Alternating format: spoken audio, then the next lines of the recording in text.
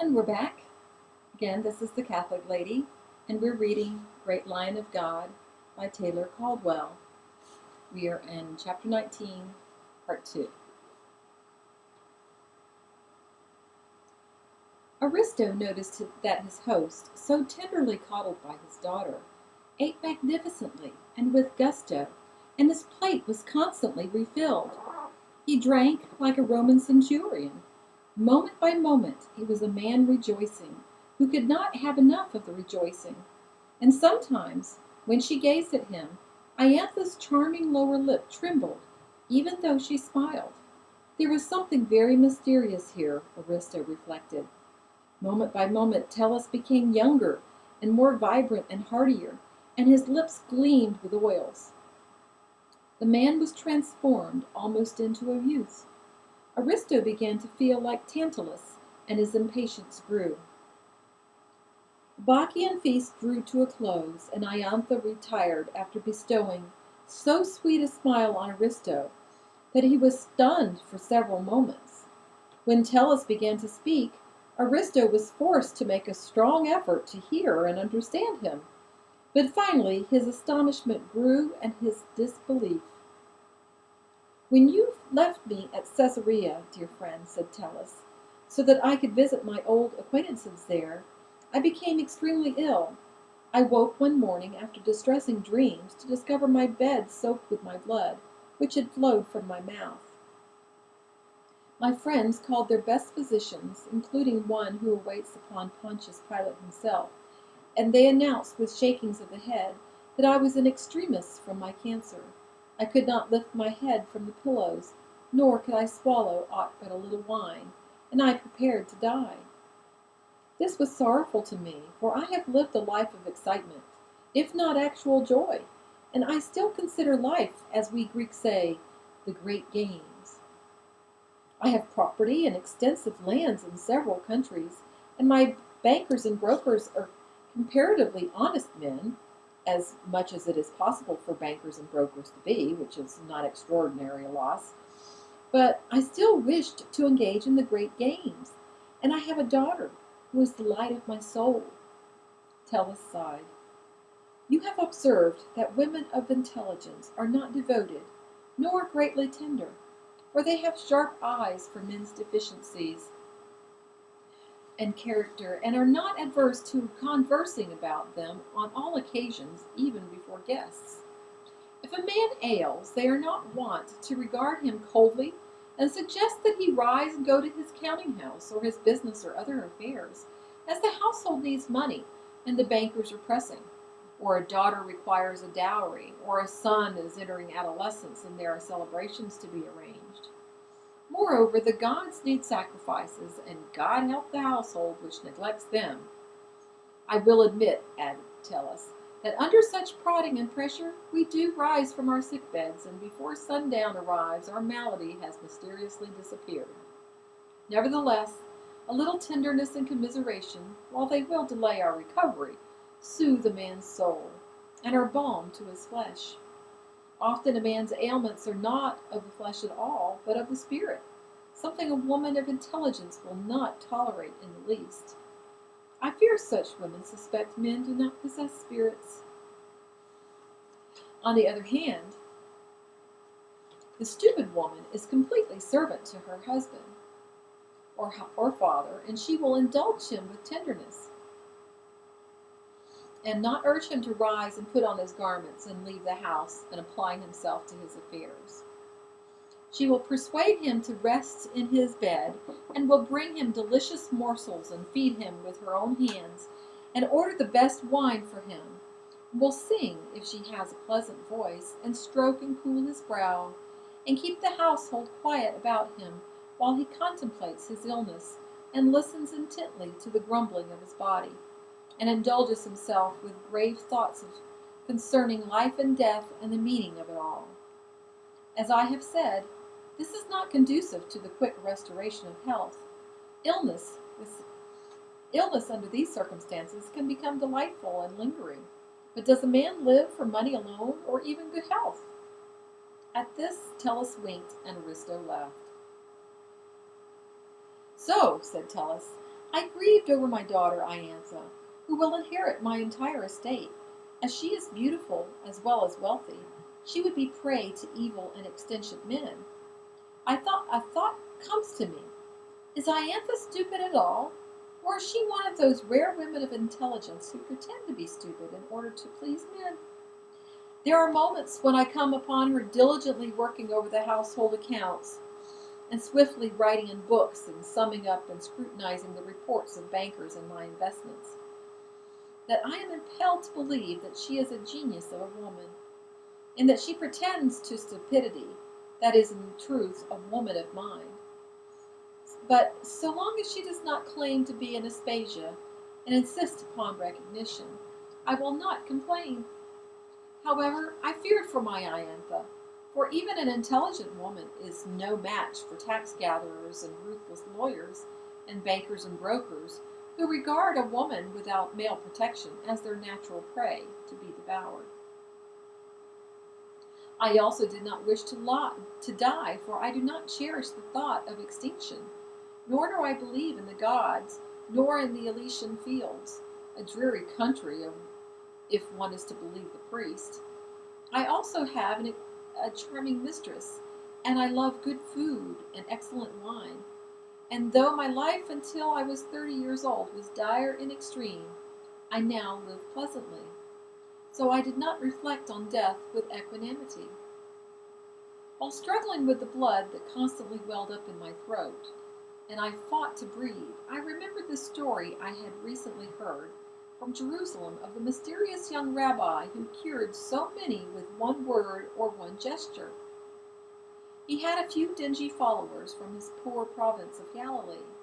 Nevertheless, he was acclaimed as being far more proficient in the matter of instant healing than other Jewish rabbis of whom I had heard. I had also been told that his followers, and even himself, claimed some mysterious direct contact with the Godhead, which is unusual among these holy Jewish healers. I do recall before I left a year ago or more on my travels that one wild man from the desert roared into Jerusalem prophesying this rabbi, saying he came to prepare the way. All laughed at him. Now this is strange. It was said that Herod did not laugh at him at all, and asked him if he was the reincarnation of one of their prophets, a peculiar name. I believe it was Elias. Who knows about these Jewish gods? At any rate, King Herod Antipas appeared to be impressed by this stormy man from the desert. One of their screaming Essenes or zealots, or the gods know what they call themselves, though they are a poisoned thorn in the side of the Romans, and for that they have my gratitude. Tellus motioned to a boy, and the goblets were refilled. 3 of the boys were listening closely, their eyes large and intent, but Tellus and Aristo were unaware of this.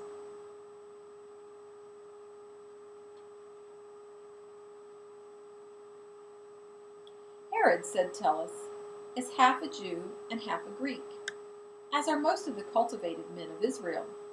It was amazing, therefore, that such a man, the tetrarch of Israel, and powerful, and a friend of Pontius Pilate, and a sacrificer to the Roman gods, as well as an observer of Jewish laws, and a brother to Agrippa in Rome, and a man of no small mind and of much learning, should even condescend to listen to the ravings of a bearded and sweaty and unwashed denizen of the desert.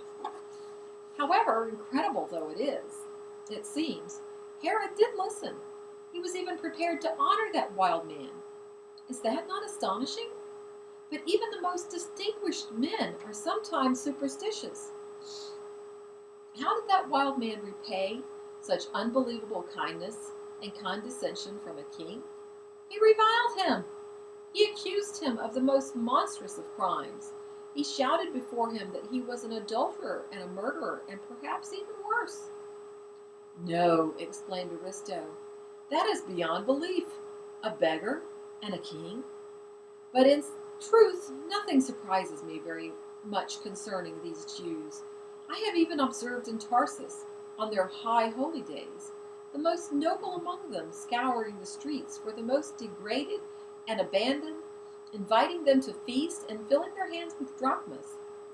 I often believe that they are mad, but continue. Thank you. I believe Herod's patience was finally exhausted. He had the madman beheaded because of his insulting prophecies and his revilements. And then Herod brooded. No one knows why. Even his brother's wife, whom he took from his brother and married, a lovely woman named Herodias, could not console him, and she is a veritable Aphrodite, I have heard. I tell you all this because the wild man from the desert spoke of that unknown holy rabbi, to whom were accredited the most astounding of miracles. Such rabbis loved their God, but this particular rabbi... Tellus shook his head wonderingly. Go on, said Aristo after a few moments. Yes, you know that we Greeks have an altar to the unknown God. It is related that one distant day he will establish himself on that altar for our ultimate worship. For it is said that he is greater than Zeus himself. The Egyptians and the Babylonians and the Persians have this tale also, and awaited him. It is an old story. He will rule the world of men when he comes forever. The Jews call him their Messiah, but he belongs to all. So I have heard from my noble friend Hillel ben Baruch. Ah, yes, to be concise about it, it is rumored that that holy rabbi lately appeared is the unknown God. Aristo burst into laughing, and laughed until there were tears in his eyes, and one of the boys, seeing his crimson face, and hearing his gasping, refilled his goblet hastily. Aristo drank the wine in one gulp, and it appeared that he was about to choke.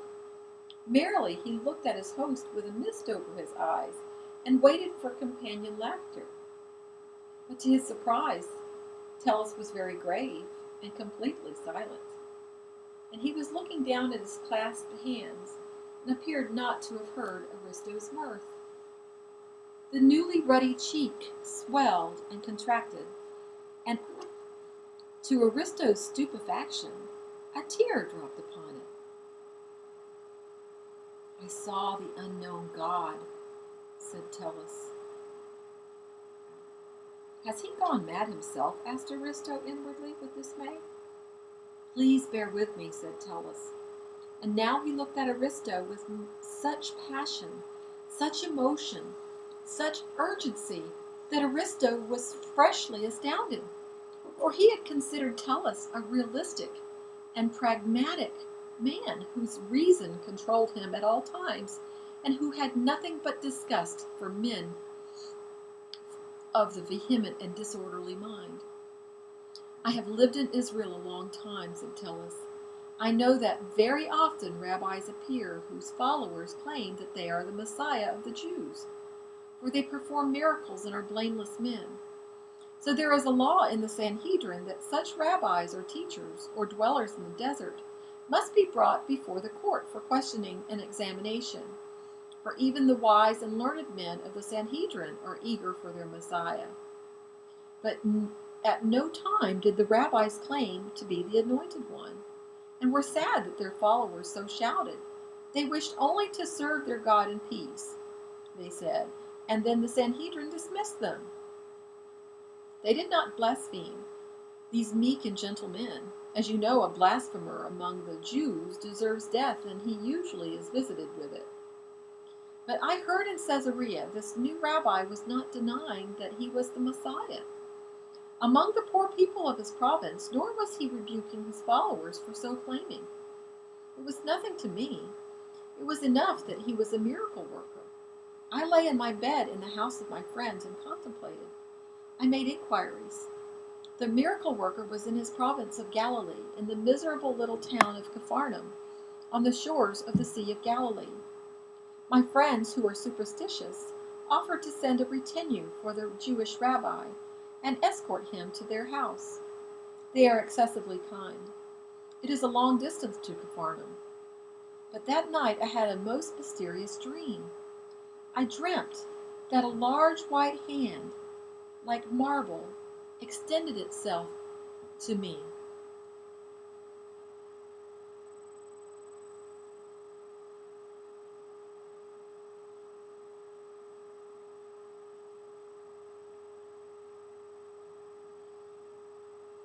And a voice, so beautiful a voice, said to me, "Come, I await you in Capharnaum." So in the morning, though I was still too weak to raise my head, I told my host that I would leave for that wretched little town in the blasted hills. They are Greeks, and they were aghast. They called to me a Jewish elder of much renown in Caesarea, who told me that though the majority of the Jews believe that the Messiah will appear in heavenly splendor, so that all nations will know him instantly, it was also prophesied that few or none would know him. The elder repeated the words of one of their prophets from the holy books. He was despised and rejected by men, a man of sorrows, and acquainted with grief, and as one from whom men hide their faces, he was despised, and we esteemed him not. Surely he has borne our griefs and carried our sorrows.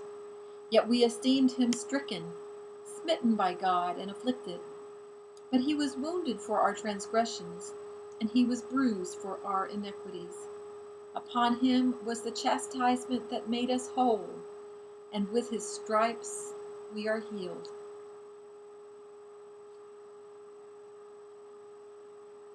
Just a little aside, that's a very familiar reading to me. That reading is said every Advent prior to Easter, on one of the Sundays prior to Easter, and it's a foretelling of the passion that will happen when Christ comes. It's also told during Lent, during some years. But I'll continue, sorry. "I confess," said Tellus, "that I did not understand these words, which meant nothing to me, but the elder did not urge me to desist from going to Capharnaum. I told him my dream. He covered his head in the way of the Jews, and appeared to pray.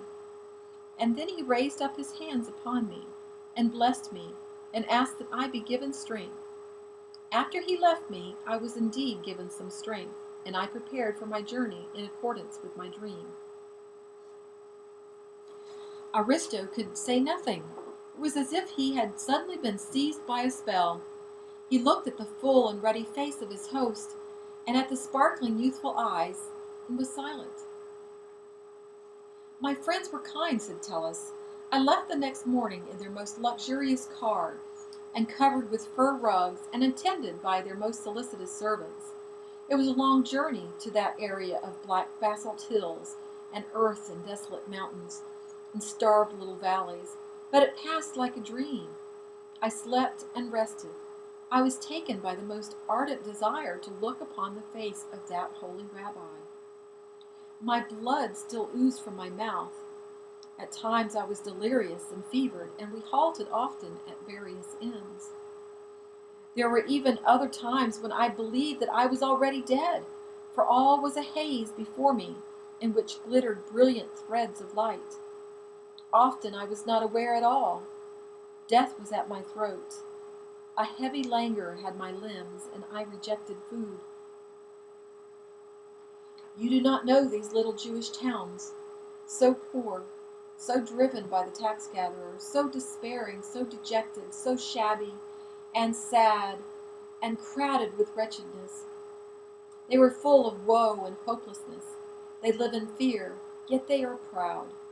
Capharnaum was typical of them. I was now beyond speech, and the days had heat, and the nights were cold, and the death grew closer.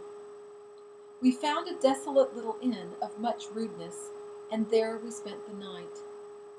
The next day the kind servants asked about the holy rabbi, and they were told that he could be found in the streets and addressing the sorrowful people, and bringing them a message of hope in their anguish. They loved him. They thronged about him, and touching his garments, beseeching him with tears, and he smiled upon them gently, and spoke of the mercy of their God. It was said that his words moved them less than his countenance and his manner, for he appeared all love and strength and fortitude and consolation. So the next day I ordered the servants to convey me in a litter through the dreadful little streets of Capharnaum, searching for the holy rabbi. I thought to find a venerable old man with a white beard and a halting step, for there were few young holy men. But we came on him suddenly, as he was speaking near a fountain, and the women and children, and the aged men and the youths and the maidens were crowded about him, in their miserable clothing and with their scarred hands, and they could only gaze upon him, weeping, seeking to touch him. The women carried baskets on their heads filled with a few wilting vegetables, and some had jugs on their shoulders for water, and their children were almost naked in their poverty, and the old men, too weak from age and hunger, sat on the stones near the rabbi's feet. It was enough for them that he was there. I raised myself in the litter with an enormous effort and saw him. Tellus paused. He could no longer restrain his tears. The slave boys listening were moved to tears also. Aristo frowned. All this seemed unworthy of his friend. I tell you, said Tellus in a hoarse and breaking voice, that never have I seen a man like this. Ah, he was poor and clad in the roughest garments, and he wore sandals with wooden soles and ropes about his ankles, and his cloak was poor and patched. But he was as a king.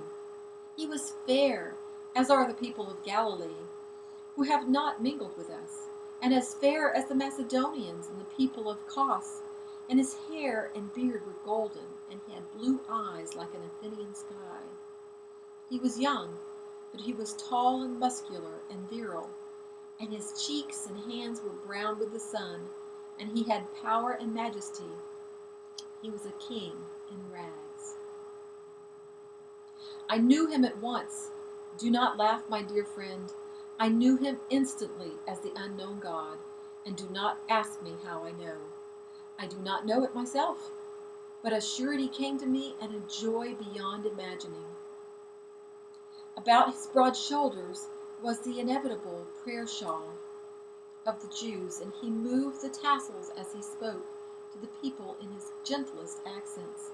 I do not know what he said. He was filled with gazing and exultation.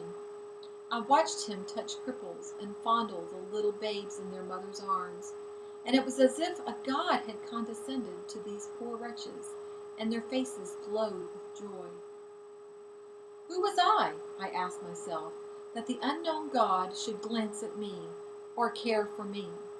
It was enough that I had seen him, and known him. I was prepared to depart, for a deep peace came to me, a surcease of anxiety and pain, and death no longer was of importance to me. I had been blessed by the mere gazing upon him. I wanted to sing, to embrace, to laugh, to love, for it was as if I had been renewed, and the blind given sight. What was my illness to me? It was then that he turned his heroic face to my litter, and we gazed at each other across a long space in silence. Then he smiled. He lifted his hand to me in salutation, as if recognizing a friend who had come a long distance to see him. I immediately fell into a deep, long sleep. I did not awaken for some time, and then we were far from Capharnaum. But my friend, strength and health were flowing in me. Oozing of blood had halted. I was furiously hungry. I demanded sustenance. When we reached an inn, I bounded from the litter, and the servant stared after me in amazement. I ate as a starving man eats. Impossible, thought Aristo, or he had encountered a sorcerer with spells. Look upon me, cried Tellus. I am in the most perfect health. The physicians are baffled. They can find no fault in my flesh, no cancer. It did not happen day by day. It came in a twinkling. In an instant, the unknown God cured me by the simple glancing of his compassionate eye. Aristo cleared his throat. He said, Then you will become a Jew in gratitude? Tellus looked at him strangely. We know that Jews proselytize and seek to bring all men into their own knowledge of God. But he upon whom I gazed said no word to me. He gave me his holy compassion as brother to brother. I await his call. His call, exclaimed Aristo with more and more incredulity. Surely it will come, said Tullus. In the meantime, I will be a more honest man. Aristo reflected. It was said that the Jews could cast the most amazing spells. It was obvious that such a spell had been cast upon Tullus by a poor and nameless Jewish rabbi. Aristo was happy that his friend had recovered his health. But if he were about to become an honest man, that boded ill for Aristo's own ambitions to learn new secrets of acquiring riches. You will know, said Tullus, in a buoyant voice of absolute conviction. You will also know. Aristo thought that a depressing prospect. He wished to enjoy life, and one knew that Jews did not enjoy life. The nameless rabbi had been ragged and poor.